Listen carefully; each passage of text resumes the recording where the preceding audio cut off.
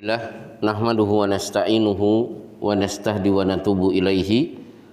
Asyhadu an la ilaha illallah wa asyhadu anna Muhammadan abduhu wa rasuluhu wa ba'du. Alhamdulillah, kembali kita hadiri majelis ilmu. Insyaallah beberapa pekan ke depan kita akan bertemu dengan bulan Ramadan, dan tentu Ramadan tidak bisa dipisahkan dengan aktivitas perut kita. Yang pertama tentu saya sampaikan, perut ini nikmat dari Allah. Dengan perut kita bisa mencerna makanan, menghasilkan tenaga, kita bisa beraktivitas dan bisa mendekatkan diri kepada Allah, menunaikan ibadah. Karunia atau amanat perut maka harus dijaga dengan baik. Petunjuk Islam mengatakan, satu, jaga perut, pastikan yang masuk ke dalam mulut kita adalah makanan yang halal. Beberapa kali Allah berfirman, ya ayyuhan nasu kulu mimma fil ardi halalan thayyiba. Wahai manusia, makanlah apa yang ada di bumi ini dari yang halal dan yang thayyib. Siapa yang tidak mengikuti petunjuk ini, maka perut akan menderita. Beberapa kali Allah menyebut memasukkan makanan yang haram, innama ya'kuluna fi butunihim illan nar. Yang dia makan tidak lain dia sedang memasukkan bara api neraka ke dalam perutnya. Sementara Rasulullah bersabda, innama yujarjiru fi batnihi naro. Dia sedang menuangkan, bukan memasukkan. Kalau tadi sedang memasukkan. Kalau sabda Rasulullah, dia sedang menuangkan bara api neraka ke dalam perutnya. Berkenaan dengan Isra Mi'raj, Rasulullah bersabda, marartu biqaumin buyutuhum kal butunuhum kal buyut. Pada peristiwa Isra Mi'raj, aku melewati satu kaum, ternyata perut-perut mereka sebesar rumah. Berarti besar sekali. Fihal hayat, di perut itu banyak ular. Tura min khariji butunihim, terlihat jelas dari luar perut mereka. Aku tanyakan kepada Jibril. Jibril menjawab, haula'i aklatur riba, itu hukuman bagi orang yang memakan harta riba. Jadi ini dalil memasukkan makanan yang haram ke perut, nanti perut akan menderita sendiri. Untuk titik ini, saya memberikan catatan, banyak muslim takut dengan makanan yang haram, tapi tidak peka dengan makanan dari hasil yang haram. Ahlan wa sahlan, Pak Agus.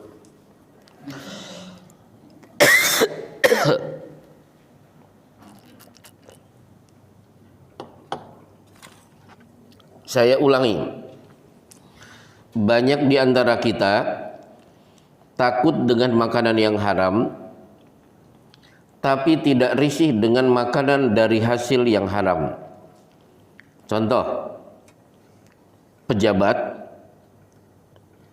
Bapak sodorkan daging babi, suruh makan, saya jamin mereka tidak berani. Pejabat yang KTP-nya Islam, Pak ini daging babi panggang, lezat luar biasa. Berani tidak makan? Saya yakin nggak berani. Tapi mereka enteng memakan hasil dari korupsi, kolusi dan nepotisme. Padahal itu juga haram. Jadi hasil korupsi mereka makan, tapi di sisi yang lain mereka takut sekali dengan makanan yang haram. Baik, satu selesai. Yang kedua, begitu kita sudah memastikan yang masuk itu halal, pastikan makanan yang masuk kadarnya cukup, tidak berlebihan. Ya bani Adama khudhu zinatakum inda kulli masjidin wa kulu washrabu wa la tusrifu. Hai anak Adam, pergi ke masjid pakai baju yang indah, makan, minum, dan jangan berlebihan. Kalau di Bulughul Maram, Rasulullah bersabda, ma mala'a ibnu Adama wi'aan syarron min batnihi. Tidak ada organ tubuh pada diri anak keturunan Adam yang lebih jelek melebihi perutnya. Ini kritikan bagi orang yang makan berlebihan. Sementara ada kalimat al-ma'idatu baitudda, perut adalah sumber penyakit. Ada riwayat juga di Riyadhus Shalihin, ada seorang kafir bertamu menghadap Rasulullah. Beliau sodorkan semangkuk susu, diminum dengan puas. Rasulullah menyodorkan mangkok kedua, diminum sampai habis. Disodorkan mangkuk ketiga, sampai 7 mangkok. Orang ini terkesan, akhirnya hari itu juga bersyahadat. Besoknya dia datang lagi menghadap Rasulullah. Disodorkan semangkuk susu, dia minum. Ditawari mangkok kedua, enggak ya Rasulullah, cukup semangkok saja. Maka Rasulullah bersabda, al-mu'min ya'kulu wa yashrabu fi ma'in wahid wal kafir ya'kulu wa yashrabu fi sab'ati am'a. Mukmin makan dan minum cukup dengan 1 usus, sementara orang kafir makan dan minum membutuhkan 7 usus. Ada satu kalimat berkenaan dengan kebiasaan makan terlalu kenyang. Al-hayawanu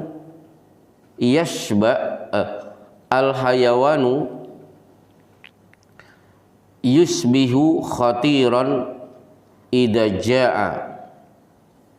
Hewan akan berbahaya kalau dia sedang lapar. Wal insanu asbaha khatiran idza kana yashba. Sebaliknya manusia akan berbahaya kalau perutnya kekenyangan. Yang ngambil duit ratusan miliar itu perutnya kenyang atau biasa lapar? Wah, itu bukti. Saya terkesan dengan kalimat ini. Manusia itu beda dengan hewan. Hewan itu bahaya kalau dia sedang lapar. Kalau manusia bahaya kalau dia kenyang. Karena yang menjarah duit begitu besar itu justru orang-orang yang biasa kenyang. Baik, masalah kedua selesai. Ketiga, berikan kesempatan kepada perut untuk istirahat. Waalaikumsalam. Berarti tunaikan saum, baik wajib atau sunnah, itu upaya agar perut punya waktu istirahat. Maka betul, memang ini bukan hadis. Sumu tasihu, tunaikan saum, niscaya kalian akan sehat. Ini perlu saya ulangi lagi, ini bukan hadis ya. Nanti khawatir kalau digugat di tempat lain, itu Ustadz kan membawakan hadis doib. Saya mengatakan ini bukan hadis, perkataan. Dan disodorkan kepada dokter, pasti dokter mengatakan betul. Saum itu menyehatkan. Untuk titik poin ketiga, ada tambahan lagi. Kalau waktu-waktu sedang tidak bagus makan, jangan makan.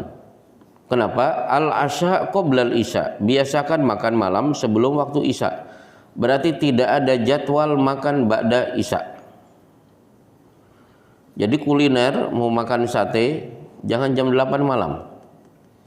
Acara makan kuliner itu ya kalau bisa ya siang atau sore atau ba'da maghrib. Begitu isya sudah tidak ada aktivitas makan lagi. bikin perut dalam keadaan nyaman ketika kita sedang tidur karena perut tidak bekerja. Baik, ketiga. Baru keempat, jaga iman dengan baik, jangan sampai jatuh kepada kekufuran.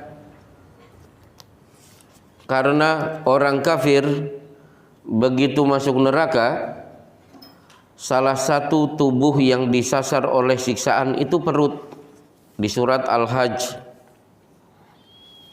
19, 20, 21. Jadi jangan sampai gara-gara kekufuran menyebabkan kita menderita, dan salah satu organ tubuh yang disasar oleh siksaan neraka adalah perut. Maka di sini Allah berfirman, "Falladzina kafaru qutti'at lahum thiyabum min nar." Orang-orang kafir akan diberi baju dari potongan api neraka. Kemudian yusabbu min fawqi ru'usihimul hamim, nanti akan disiram air panas dari kepala. Yusharu ma fi butunihim wal julud, perut dan semua isi yang ada di dalamnya akan terburai keluar semuanya, efek dari siraman air panas. Wal julud, dan semua kulit akan hancur. Begitu selesai, apakah berhenti? Walahum maqami'u min hadid, dia akan siap untuk mendapatkan pecutan dari cemeti yang terbuat dari besi. Jadi ternyata perut ikut menderita gara-gara kekufuran. Apalagi kalau kita telusuri banyak ayat berkenaan dengan nasib orang-orang kafir yang sudah tidak kuat untuk menerima siksaan. Ada di antara orang kafir nanti akan mohon-mohon mengiba-iba kepada Allah agar farji'na fa in udna fa inna dzalimun. Ya Allah, kembalikan kami ke dunia, berikan kesempatan kami untuk beramal. Kalau kami akhirnya kafir lagi, memang kami adalah orang yang zalim. Jawaban dari Allah menyakitkan. Qala sa'u fiha wa la tukallimun. Silahkan tetap tinggal di sini, tidak ada acara keluar, dan jangan coba-coba mengajak bicara aku lagi.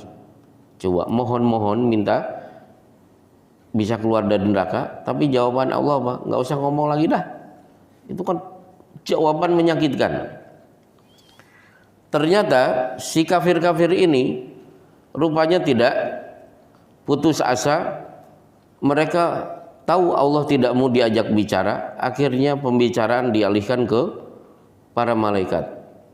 Wa nadau ya maliku liyaqdi alaina rabbuk. Mereka berteriak, wahai malaikat, tolong sampaikan kepada Tuhanmu, bukan Tuhan kita lagi, Tuhanmu. Supaya apa? Liyaqdi alaina rabbuk, supaya Tuhanmu lebih baik mematikan kami daripada hidup disiksa. Jadi mereka ingin mati. Malaikat menjawab, innakum makithun, kalian tetap di sini dalam keadaan hidup, enggak ada acara mati. Mereka minta lagi, ud'u rabbakum yukhaffif anna yauman minal adab. Sampaikan kepada Allah, Tuhanmu wahai malaikat, beri kesempatan kepada kami sehari saja berhenti. Besok babak belur gak apa-apa, tapi pernah ada satu hari kami istirahat. Coba, saking beratnya kan, cukup sehari. Malaikat jawabannya menyakitkan, fad'u wa ma du'aul kafirina illa fi dolal. Silahkan terus minta, tidak ada doa orang kafir kecuali pasti sia-sia. Saat mereka sudah lemes, semua permintaan tidak dikabulkan, wa nada ashabun nari ashabal jannah, tiba-tiba penghuni surga lewat. Karena acara kita nanti di surga adalah jalan-jalan melihat neraka. Dan ketika jalan-jalan, namanya juga jalan-jalan, membawa makanan dan minuman. An afidu alaina minal ma, si penghuni neraka teriak, tolong berikan sedikit air, sedikit makanan yang kalian bawa. Ternyata penghuni surga semua menjawab, innallaha harramahuma alal kafirin, Allah haramkan makanan dan minuman ini bagi orang kafir. Jadi untuk keempat tadi saya sampaikan bahwa jaga iman, jangan sampai jatuh kepada kekufuran, karena kekufuran seseorang yang akan mengalami penderitaan termasuk perut-perut kita. Baik, meskipun tentu sebelum terlanjur, semoga orang-orang kafir akhirnya dapat hidayah, akhirnya masuk Islam. Karena ada beberapa kaedah berkenaan dengan orang kafir kalau sudah masuk Islam. Yang pertama itu nanti di Riyadhus Shalihin ada di bab anjuran memberikan kabar gembira. Satu, amma alimta annal islama yahdimu makana qablahu. Keislaman seseorang sudah otomatis menghapus dosa masa lalu. Jadi Antonius masuk Islam. Dia dulu pernah membunuh, pernah mencuri, pernah mabuk-mabukan, pernah berzina. Cukup dengan 2 kalimat syahadat dosanya 0. Yang kedua, aslamta alama aslafta min khair. Engkau masuk Islam membawa pahala dari semua kebaikan saat masih kafir. Jadi si Antonius begitu bersyahadat, dulu ketika kafir pernah dorong mobil mogok, pernah menyumbangkan darah, pernah membantu memadamkan kebakaran rumah tetangga, beberapa kali nengok orang sakit, beberapa kali ikut mengantarkan mayat ke kuburan. Semua perbuatan baik dia bawa. Dan yang ketiga, status pernikahan orang kafir dinyatakan sah dan tidak perlu ada pengulangan. Jadi Antonius dan Veronica yang dulu pernah nikah di gereja Vatikan, begitu masuk Islam sudah tidak ada pengulangan. Dalilnya cukup banyak. Di antaranya Rasulullah bersabda, wulidtu an nikahin la an sifahin. Aku terlahir dari hasil pernikahan, bukan dari hasil persinahan. Berarti pernikahan Abdullah dan Aminah sah. Dan tidak ada satupun sahabat yang bersyahadat disuruh mengulangi nikah, nggak ada. Bahkan ini unik di kitab Bulughul Maram. Al-Fairuz Ad-Dailami, seorang sahabat, dia masuk Islam. Yang masuk Islam istrinya duluan. Si istri ngajak suaminya masuk Islam, tidak mau. Akhirnya apa? Pisahlah suami istri ini. Begitu istri yang sudah muslimah, masa idah selesai, dia dinikah oleh seorang laki-laki. Suatu saat mantan suami bernama Fairuz Ad-Dailami akhirnya masuk Islam juga. Maka dia menghadap Rasulullah, ya Rasulullah, inni aslamtu, saya sudah masuk Islam. Wa alimat zaujati bi islami, mantan istriku tahu kalau aku sudah masuk Islam. Begitu mendengar, fantaza'a Rasulullah sallallahu alaihi wasallam min zaujiha atsani ila zaujiha al-awwal. Rasulullah pun mencabut si wanita ini dari suami kedua untuk balikan lagi kepada suami pertama. Gambaran mudahnya begini. Ada Ibu Margareta masuk Islam. Si Paulus suaminya diajak masuk Islam, akhirnya tidak mau. Ya sudah Mas, cukup sampai di sini. Margareta pun begitu masa idah dinikah oleh Pak Agus. Pak Agus sudah bahagia dapat si Margareta. Suatu saat si Paulus bersyahadat. Berdasarkan hadis ini apa? Kalau si Paulus punya kehendak, pengen balikan, maka Pak Agus harus menceraikan si Margareta biar Margareta kembali ke Pak Agus. Kembali ke Paulus. Kalau Pak Agus terlanjur cinta, buka Bulughul Maram, bab kafaah wal khiyar, lepaskan si Margareta. Ini cuma contoh ya Pak Agus ya, jangan dipraktekin. Baik, selesai sekedar mukadimah. Hari ini pertanyaannya acaranya memang tanya jawab. Saya langsung baca sendiri atau Masya Allah, pertanyaannya banyak sekali.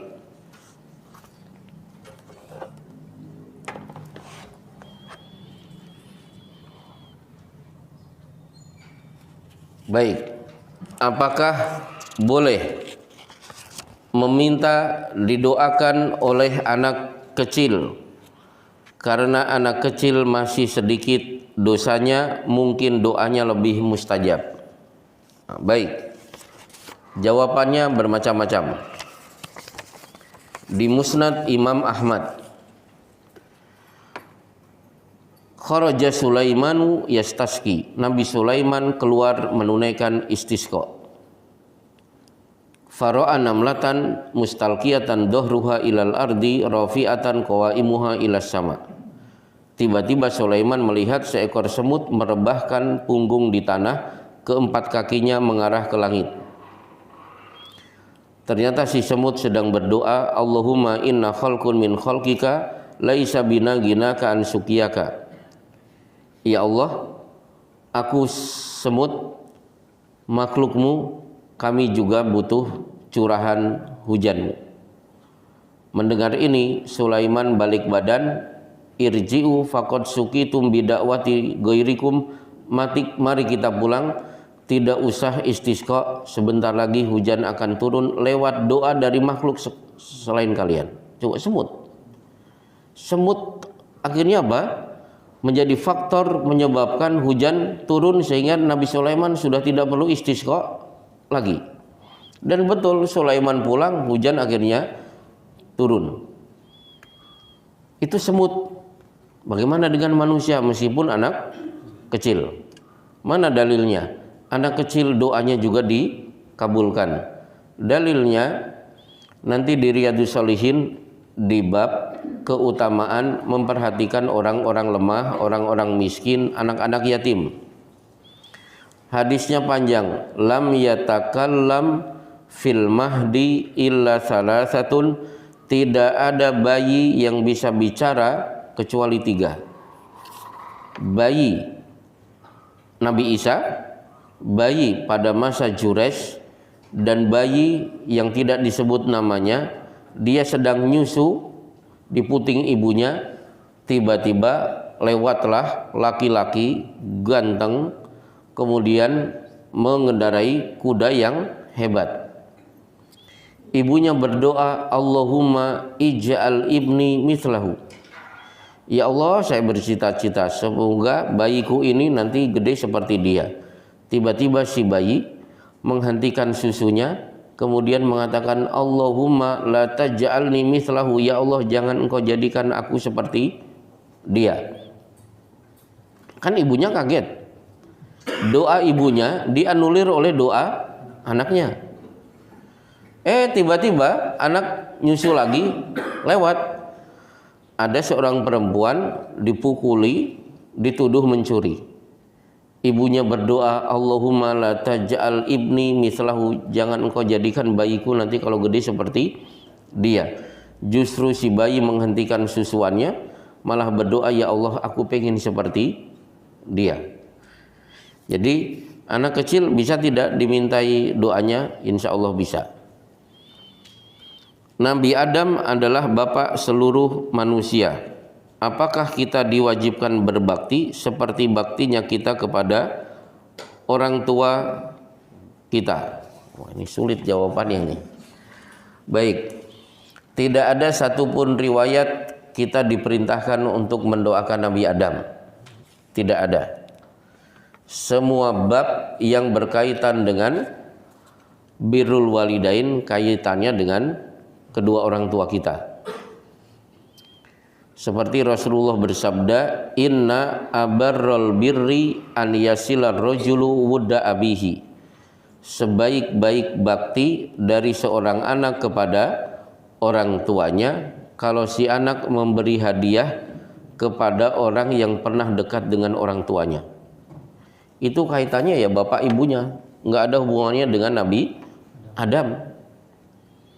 Ya Rasulullah, inna ummi uqtutilat nafsuha walam tusi afalaha ajrun in tasaddaqtu alaiha. Ya Rasulullah, ibu saya mati mendadak. Saya pingin bakti.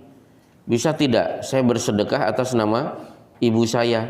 Ibu saya dapat pahala tidak? Dijawab singkat oleh Rasulullah, na'am. Termasuk doa untuk orang tua yang ada di surat Al-Isra digabungkan dengan yang ada di surat Nuh. Rabbighfirli wali walidayya, itu di surat Nuh. Ditambah warhamhuma kama rabbayani shaghira, itu surat Al-Isra. Kaitannya dengan siapa? Ibu bapak yang menyebabkan kita terlahir, tidak ada hubungannya dengan Nabi Adam. Baik. Apalagi kirim Al-Fatihah buat Nabi Adam, itu udah nggak ada lagi, jelas nggak ada. Ibu saya tinggal seorang diri. Saya ingin menemani untuk tinggal bersama ibu. Tetapi saya juga harus berbakti kepada suami. Bagaimana cara saya agar dapat berbakti kepada ibu? Jarak dari rumah saya ke rumah ibu sekitar 2-3 jam dengan motor. Baik, berarti ini tidak usah pakai dalil. Di satu sisi bakti kepada suami ada perintahnya, bakti kepada orang tua juga ada perintahnya. Mana dalil seorang wanita bakti kepada suami? Misalnya, idza shallatil mar'atu khamsaha wa shamat syahraha wa ata'at zaujaha. Wanita mana saja salat 5 waktu beres, saum Ramadan selesai, taat kepada suami, dipersilahkan untuk masuk surga dari pintu mana yang dia sukai. Termasuk ada hadis, ayyuma mra'atin matat wa zawjuha anha radin. Wanita mana saja dia mati sementara suami ridho kepadanya, pasti wanita ini masuk surga. Berarti prestasi tertinggi bagi ibu-ibu adalah menjadi wanita yang diridhoi oleh suami. Bukan jadi manajer atau jadi direktur. Itu bukan prestasi tertinggi. Prestasi tertinggi perempuan bukan sebagai kepala rumah sakit, bukan jadi menteri, menjadi wanita yang diridhoi oleh suami. Coba saya tanya kepada ibu-ibu, saya ulangi hadisnya, ayyuma mra'atin matat wa zawjuha anha radin dakhalatil jannah. Wanita mana saja dia mati, suaminya ridho kepadanya, dia pasti masuk surga. Dari hadis ini berarti yang mati duluan suaminya atau istrinya, Bu? Istrinya ya, silahkan ibu berangkat duluan. Lo kan hadisnya begitu, wanita mana saja mati suaminya ridho, wanita ini pasti masuk surga. Jadi saya persilahkan ibu-ibu berangkat duluan. Tapi bakti kepada orang tua itu juga diperintah, mencari ridho orang tua. Ada ridhollah fi ridhol walidain. Nanti ada di kitab adab, ridho Allah itu sesuai dengan ridho orang tua. Wa suhtullah fi suhtil walidain. Murkanya Allah mengikuti murkanya orang tua. Maka thariqatul jam'i, caranya apa? Ya bagaimana kalau orang tua tinggal saja bersama kita di rumah. Yang jelas begini, mumpung orang tua masih hidup, puas-puaskan untuk membahagiakan orang tua. Jadi sebagai anak harus puas sudah bisa bakti kepada orang tua. Maka ketika ibu bapak saya masih hidup, saya mudik sebulan sekali, tidak setahun sekali, karena sini Tasik kan dekat. Makanya saya kenal dengan sopir-sopir bus Budiman. Nah, sebulan sekali, kadang-kadang berangkat pulang sopirnya itu, kondekturnya itu. Maka ketika orang tua saya wafat, yang lain nangis, saya sama sekali tidak meneteskan air mata karena saya sudah puas. Dan rezeki pasti Allah akan berikan sesuai dengan apa yang kita keluarkan buat orang tua. Budget saya sebulan 1,5 juta. Begitu ibu bapak saya meninggal dunia, duit 1,5 juta gak ada, Pak. Dulu pemasukan 1,5 juta itu ada.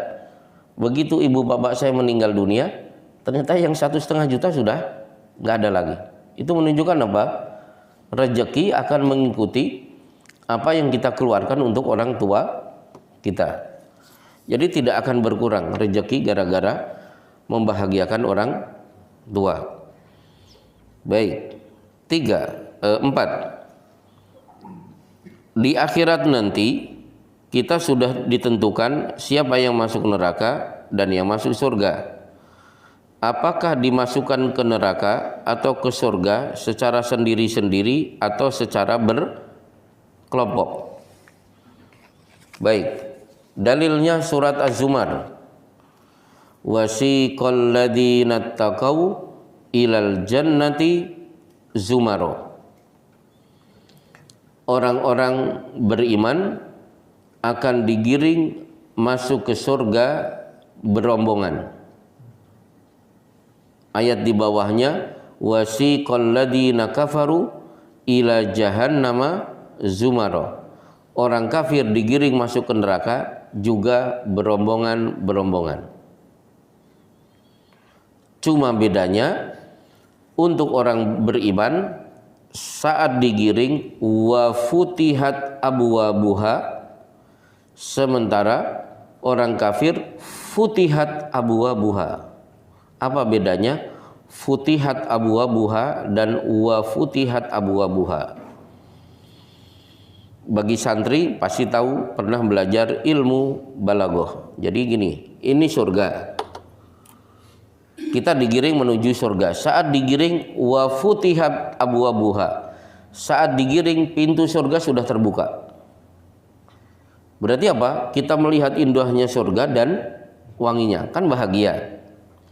Tapi kalau orang kafir futihat abwabuha, saat digiring pintu neraka tertutup. Begitu si kafir di depan pintu neraka, futihat, dibuka mendadak. Maka si kafir langsung shock mendadak luar biasa. Jadi berombongan-berombongan. Kalau ada yang nyela-nyela bertanya juga boleh.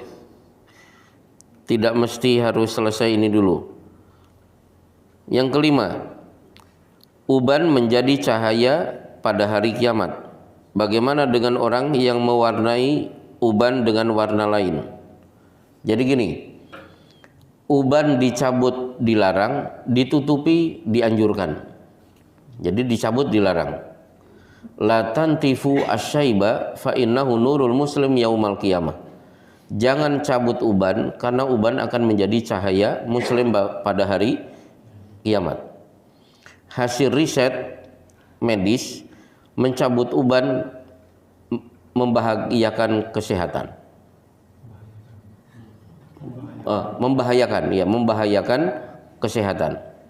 Tidak percaya silahkan Pak Agus, kan ubannya banyak, cabuti satu-satu, insya Allah stres, gitu ya. Baik. Tapi kalau ditutupi justru dianjurkan dengan cara disemir, bukan dicat, disemir. Rasulullah bersabda, khaliful yahud fa innahum la yusbihun. Berbedalah dengan orang Yahudi karena mereka tidak mau menyemir rambut. Janibus sawad, tapi ingat, nyemir rambut hindarkan warna hitam. Atau mengurangi hitamnya rambut itu bisa mengikuti caranya Pak Zaidul Akbar. Ketumbar dimasukkan ke air panas, nanti beberapa jam kemudian diminum. Ada beberapa orang yang ubannya putih berubah jadi hitam. Itu boleh tidak? Nggak masalah. Larangannya adalah pada mencabut. Tapi nanti jadi cahaya lagi nggak, Ustaz? Ya, tunggu tanggal mainnya saja. Udah gitu aja. Sampaikan walau satu ayat. Perintah ini disampaikan sesama muslim atau untuk di luar Islam. Jadi gini, menyampaikan Islam itu kepada muslim juga kepada orang kafir. Mana? Di kitab tauhid misalnya. Ya Mu'ad innaka ta'ti qauman min ahlil kitab falyakun awwala ma tad'uhum ilaihi syahadati ilaha illallah. Wahai Mu'ad, kamu akan ketemu orang-orang ahlul kitab di negeri Yaman. Seruan pertama kali sampaikan kepada mereka la ilaha illallah. Berarti menyampaikan ayat itu tidak hanya kepada sesama muslim, tapi juga kepada orang kafir. Contoh misalnya, inilah manfaatnya si anak Yahudi berteman dengan Anas bin Malik. Anas bin Malik kan anak kecil, muda belia. Nah, dia bermain dengan anak Yahudi. Si Yahudi ini akhirnya apa? Karena Anas menjadi pembantu Rasulullah, si Yahudi juga sering ikut bantu Rasulullah.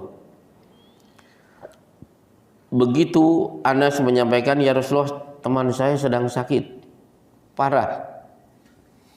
Rasulullah datang. Melihat anak ini parah, Rasulullah mengajak masuk Islam. Faqala lahu Rasulullah sallallahu alaihi wasallam aslim. Rasulullah bersabda, ayo masuk Islam. Fanadhara ila abihi, si kecil bingung, dia melihat bapaknya. Bapak saya kan tokoh Yahudi. Tiba-tiba sang ayah mengatakan, ai bunayya ati Abul Qasim, wahai putraku, ikuti ajakan Abu Qasim. Maksudnya Rasulullah. Anak ini pun segera mengucapkan 2 kalimat syahadat. Selesai syahadat mati. Maka Rasulullah bersyukur, alhamdulillahilladzi anqadhahu minan nar. Segala puji bagi Allah yang telah menyelamatkan anak ini dari neraka. Ini bukti menyampaikan ayat tidak hanya kepada muslim saja, tapi juga kepada orang kafir. Dalam sebuah hadis, ketika turun hujan, kita boleh tidak sholat ke masjid. Apakah hadis ini berlaku untuk masa sekarang? Karena kalau hujan kita bisa pakai payung, jas, dan sebagainya. Jadi begini, masyaqqah, beratnya perjalanan dari rumah ke masjid pada masa Rasulullah itu memang beda dengan hari ini. Betul, ketika hujan sedang turun begitu deras, muadzin merubah lafadz hayya 'alas shalah dengan ala sallu fi rihalikum, salatlah di rumah-rumah kalian. Dulu belum ada aspal, para sahabat kalau berjalan apa? Kaki mereka tenggelam oleh pasir yang basah. Berarti kan berat pergi ke masjid. Baik. Tapi hari ini jalan-jalan alhamdulillah sudah padat lewat aspal. Apalagi banyak jalan di hot mix. Hujan juga bisa diatasi dengan payung atau jas hujan. Masih memungkinkan tetap kita pergi ke masjid. Nah, ada kakek-kakek hujan deras, dia keluar, kata cucunya, Abah mau kemana? Ke masjid. Ini kan hujan, kata si Abah, ini ada payung. Tapi kan hujannya pakai angin, basah tetap. Ini Abah sudah pakai jas. Tapi kan jalan licin, ini Abah bawa tongkat.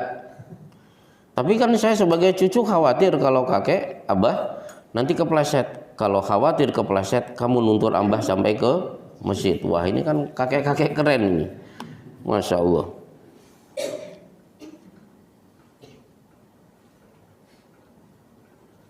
Oh, maaf ini kepencet gimana nih?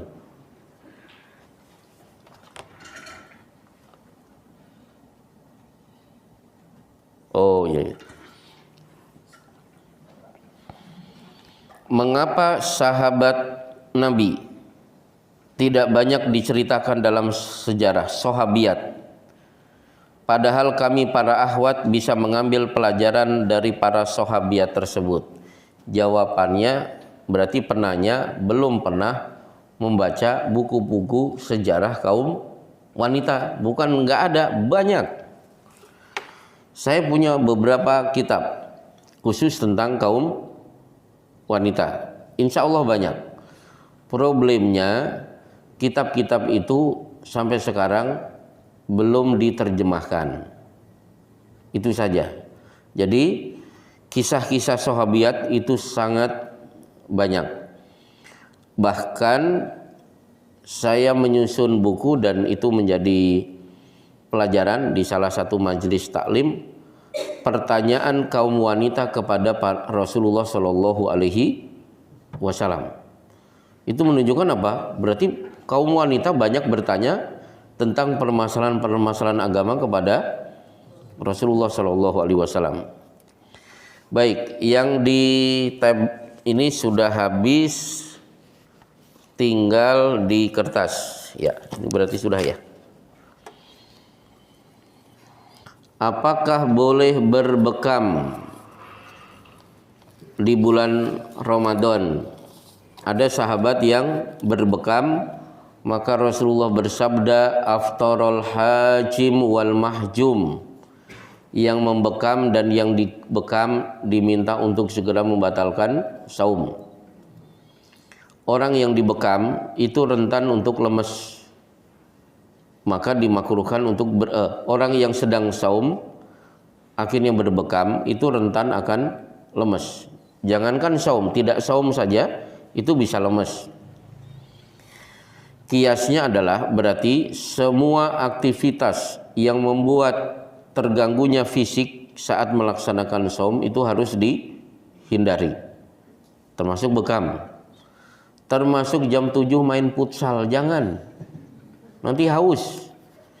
Jadi jangan olahraga di pagi hari, itu tidak bagus. Kalau mau olahraga silahkan di sore hari jam 4 sampai jam 5. Kalau haus kan toh tinggal 1 jam lagi.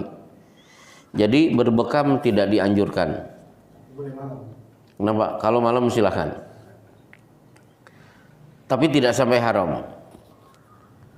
Apakah boleh umroh berkali-kali dalam satu perjalanan? Hadisnya cuma satu, tapi muncul 2 perbedaan pendapat. Al umratu ilal umrati kaffaratun lima bainahuma. Umroh pertama dilanjutkan umroh yang kedua, Allah akan hapus antara 2 umroh itu. Ulama-ulama Saudi memahami November umroh, habis itu balik ke tanah air, di bulan Agustus kok dapat rezeki umroh lagi, berarti dosa antara November sampai bulan Agustus tahun depan dihapus.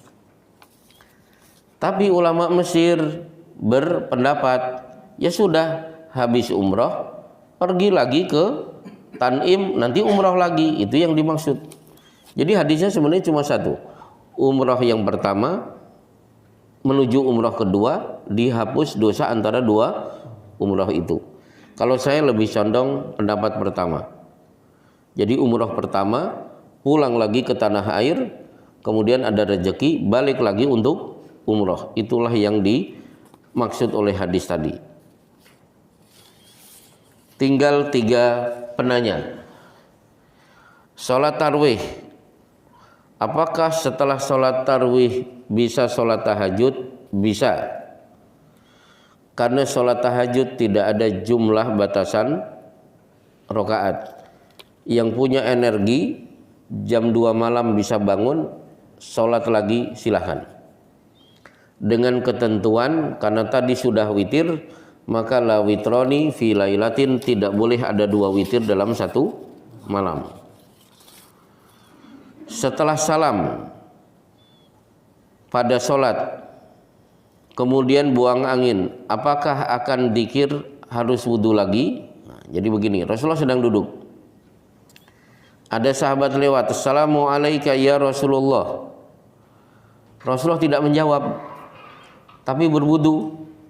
Begitu berwudu, beliau baru waalaikumsalam warahmatullahi wabarakatuh. Beliau pun bersabda, inni karihtu an adkurallah ila ala taharatin. Saya tidak mau menyebut nama Allah kecuali setelah dalam keadaan suci.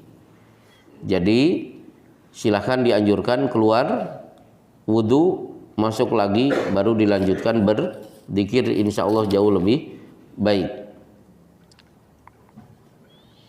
Apakah sudah bayar fidyah tetap bayar puasa?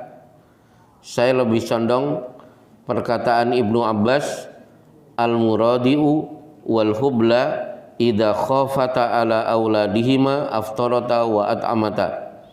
Wanita hamil, wanita menyusui, kalau dia tetap saum, khawatir anaknya jadi korban, cukup dia berbuka, bayar fidyah. Tidak dikenakan untuk membayar saum. Jadi fidyah sudah cukup. Kelihatannya selesai. Pak Agus mau bertanya, masih ada waktu. Oh, hadiah. Yang diberi hadiah siapa ini kira-kira?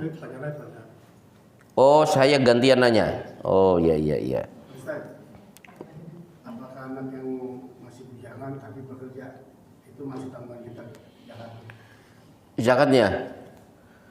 Dia sudah bekerja, berarti, bujangan kan? Bujangan sudah bekerja, sudah. Anaknya suruh bayar zakat fitrah sendiri. Ya. Dia sudah anastum rusdan. Dia sudah dewasa, sudah bisa mengelola harta, sudah lepas. Baik, ini ada beberapa pertanyaan, beri 1, 2, 3, 4, 5, 6, 7, 8. Pertanyaan pertama, siapa? Jangan saya. Siapa apa saja, bukan Pak Agus, siapa aja yang bisa.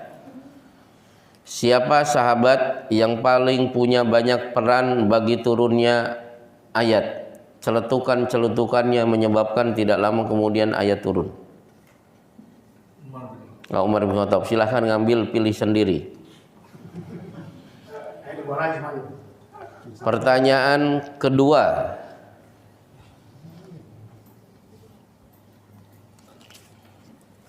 Selain Dzulqa'dah, Dzulhijjah, Muharram, bulan-bulan haram tersisa satu. Bulan apa?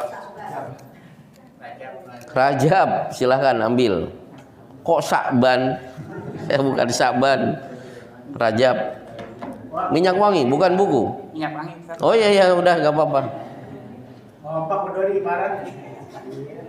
Baik. Berapa jumlah rakaat sholat 5 waktu setelah peristiwa Isra Mi'raj sebelum hijrah ke Madinah?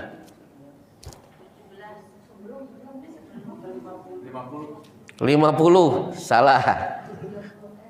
Pelaksanaan sholat 5 waktu setelah peristiwa Isra Mi'raj itu kan perintah pertama. Tapi yang dilaksanakan oleh Rasulullah ke dunia berapa? Salah, yang benar 11 rakaat. Semua 2 kecuali maghrib. Baru begitu ke Madinah menjadi 17, yang 2 menjadi 4 kecuali subuh. Baik. Kemudian siapa nama sahabat yang paling banyak tertancap panah pada perang Uhud sehingga Rasulullah bersabda, idza ra'aitumur rajula syahidan yamshi ala wajhil ardi fanduru ila titik-titik. Yang pengen melihat syahid tapi masih jalan-jalan di muka bumi. Kelihatannya wajah-wajah wallahu a'lam bishawab. Thalhah bin Ubaidillah. Baik. Kemudian pertanyaan selanjutnya, siapa sahabat yang mati syahid statusnya pengantin baru? Enggak tahu juga, handullah. Karena ini sudah saya sampaikan. Baik, kita lanjutkan. Gugatan cerai dari pihak istri disebut ya khulu, silahkan. Kalau pihak laki-laki disebut talak. Dilihat aja, tenang-tenang aja, nggak usah tergesa-gesa.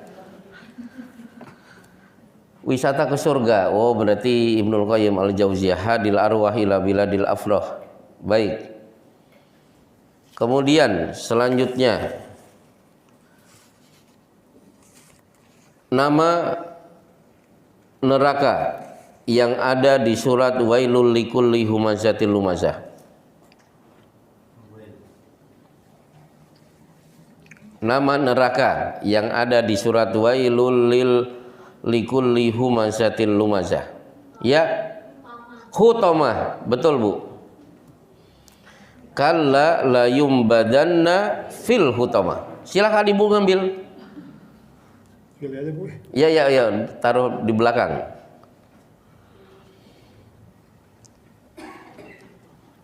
Kemudian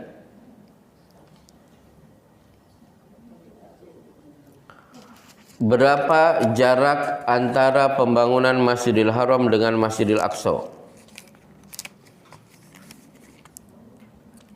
Ternyata tidak tahu, ya sudah 40 tahun. Kemudian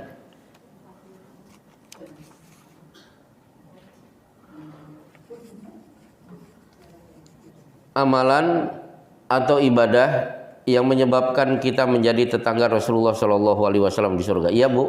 Menyayangi anak yatim. Menyayangi anak yatim. Mau buku atau parfum? Parfum. Parfum itu sekali sudah habis. Kalau buku kan seumur hidup. Lihat buku dulu gak apa-apa. Ditimbang-timbang dulu. Kemudian selain memelihara anak yatim, ingin menjadi tetangga Rasulullah apa?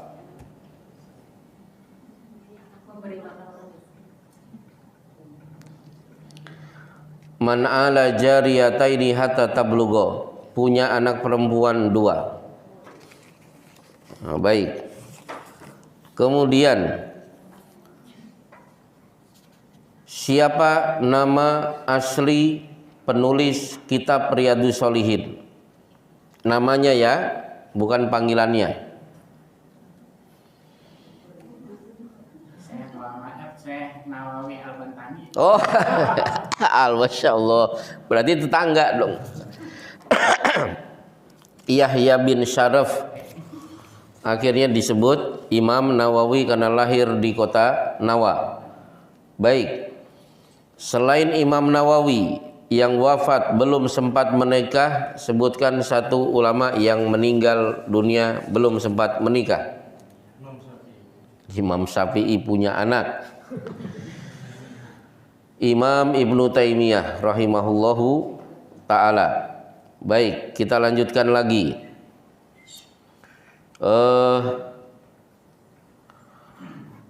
Dari mana angin berhembus yang menyebabkan la tada'u mu'minan ila qabadatu, seluruh mukmin akan mati? Yang mana?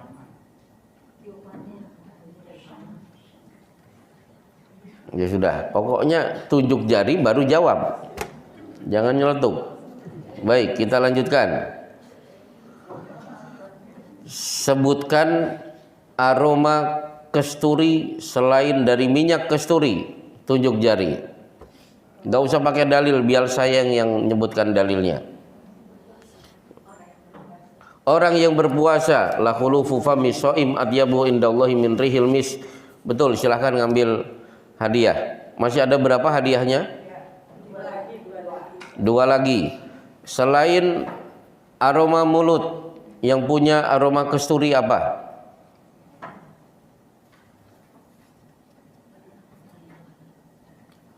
Bingung apa? Mayat. Iya, roh orang beriman saat dicabut. Itulah rohnya Ma'is bin Malik di Sunan Abu Daud.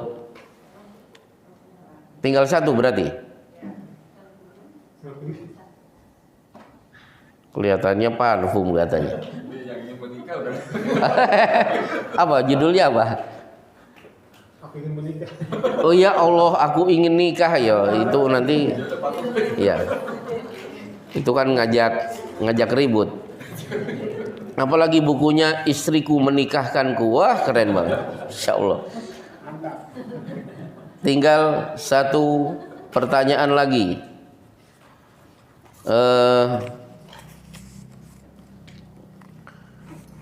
Tadi sudah saya sebut. Siapa nama sahabat yang diutus ke negeri Yaman? Tapi kan udah dapat hadiah. Sudah, Mu'adz bin Jabal. Tinggal satu lagi. Di mana letak pintu taubat? Di kitab Riyadhus Shalihin bab taubat. Pintu itu saat ini masih terbuka lebar. Akan tertutup seiring datangnya hari kiamat. Ya udah, berarti tidak tahu di atas negeri Syam. Pertanyaan lagi.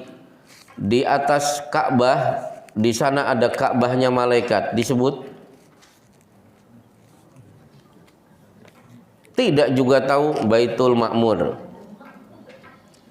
Baik. Kemudian nama lain dari malaikat Jibril. Yang belum jawab silahkan tunjuk jari. Nama lain dari malaikat Jibril. Ruhul Amin. Nazala bihir Ruhul Amin di surat Asy-Syu'ara. Pas. Bujangan. Wah Allah. Barakallahu laka wa baraka alaika wa jama bainakuma fi khair. Ya wa sallallahu ala Muhammadin wa ala alihi wasahbi ajmain. Inilah kajian kita di pagi hari ini. Kita akan lanjutkan di pertemuan-pertemuan yang akan datang. Wassallallahu ala Muhammad wa ala alihi wasallam. Assalamualaikum warahmatullahi wabarakatuh.